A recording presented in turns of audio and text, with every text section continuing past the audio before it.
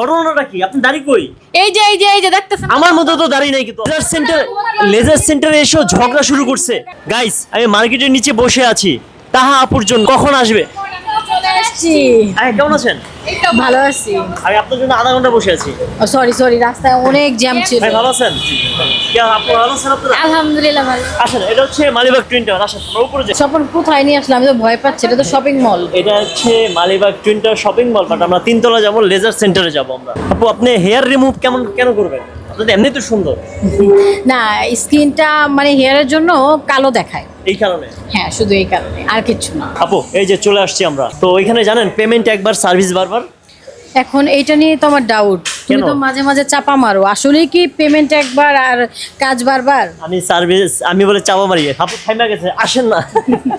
এত ভয় পাচ্ছেন কেন? আমি যেই দোকানে নিয়ে আসছি। জি না, এইটাই তো কথা, মানে পেমেন্ট একবার সার্ভিস বারবার, এটা একটু ডাউট লাগবে না? আমি চাপা মারছি। আসেন, আজকে দেখাবো। আমি সাইদু ভাইয়ের সাথে আগে পরিচয় হন।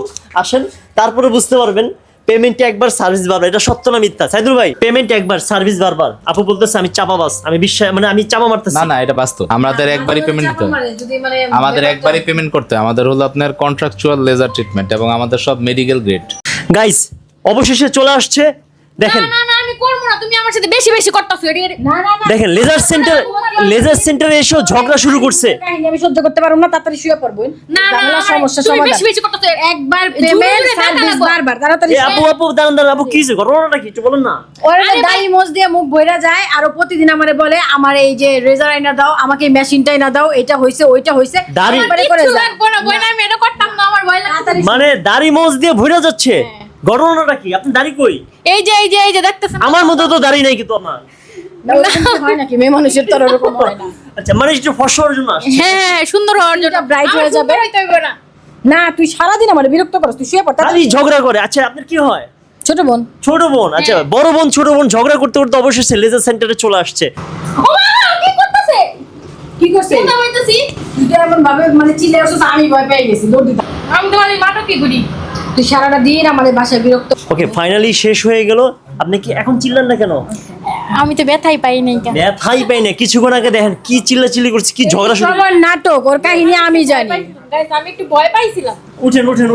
আমি জাস্ট একটু ভয় পাই। এই যে, আমার থেকে এদিকে। বেশি সুন্দর হয়ে গেছিস তুই। দাঁড়ান। আয় হায়, আগে থেকে একটু আগে কি দেখলাম, এখন কি ফর্সা হয়ে গেছে? দেখো সুন্দর হয়ে গেছে। আমার থেকে বেশি সুন্দর হয়ে গেছিস। আয় হায় গাইস সত্যি। মানে দুই বোনে ঝগড়া শুরু হয়ে গেছে, কার থেকে কি বেশি সুন্দর হয়েছে। হ্যাঁ আসলে আগে আমার থেকে বেশি সুন্দর হয়ে অডিয়েন্সরা কিছু বলেন, যারা আপনার মতো ভয় পায়, আসতে ভয় না পাচ্ছে। একটুও ব্যথা লাগে না, তোমরা নির্ভয়ে টেনশনে আসতে পারো। সো তোমরা চলে আসো গাইস। ইয়েস, আসতে হবে Malibagh twin tower lift 3 BD skin and laser centre 470 471 নম্বর শপে।